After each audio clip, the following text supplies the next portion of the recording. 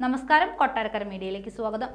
മാനന്തവാടി ജനവാസ മേഖലയിൽ ഇറങ്ങിയ കാട്ടാനയെ മയക്കുവെടി വെച്ച് പിടിക്കുക മാത്രമാണ് പോംവഴിയെന്ന് മന്ത്രി എ.കെ. ശശീന്ദ്രൻ. എന്നാൽ ജനവാസ മേഖലയിൽ മയക്കുവെടി സാധ്യമല്ലെന്നും അപകടകരമെന്നും മന്ത്രി പറയുന്നു. ഇതിനായി ജനങ്ങൾ സഹകരിക്കണമെന്നും ജാഗ്രത പാലിക്കണമെന്നുമാണ് നിർദ്ദേശം. പ്രദേശത്ത് നിരോധാജ്ഞ പ്രഖ്യാപിച്ചാകും നടപടി സ്വീകരിക്കുക. ജില്ലാ കളക്ടറുടെ ഏകോപനത്തിൽ ഉദ്യോഗസ്ഥർ ജാഗ്രതയോടെ പ്രവർത്തനം നടത്തുന്നു. സ്കൂളിലേക്ക് പുറപ്പെട്ട വിദ്യാർത്ഥികൾ അവിടെ തന്നെ തുടരണം. മറ്റു വിദ്യാർത്ഥികൾ വീടുകളിൽ തന്നെ തുടരണമെന്നും മന്ത്രി പറഞ്ഞു. റേഡിയോ കോളർ ഘടിപ്പിച്ച ഒറ്റയാനയാണ് ഇറങ്ങിയത്. കർണാടകയിൽ നിന്നുള്ള ആന ആയതുകൊണ്ട് അവിടെ നിന്നുള്ള സഹായം തേടുമെന്നും മന്ത്രി വ്യക്തമാക്കി. മാനന്തവാടി പായോടാണ് പുലർച്ചെ ആന എത്തിയത്. രാവിലെ പാല് കൊണ്ടുപോയ ക്ഷീര കർഷകരാണ് ആനയെ കണ്ടത്. വനവകുപ്പും പോലീസും ചേർന്ന് കാട്ടാനയെ തുരത്താനുള്ള നടപടികൾ ആരംഭിച്ചു. കാട്ടാന ഭീതി തുടരുന്നതിനാൽ മാനന്തവാടിയിൽ 144 പ്രഖ്യാപിക്കുകയുണ്ടായി.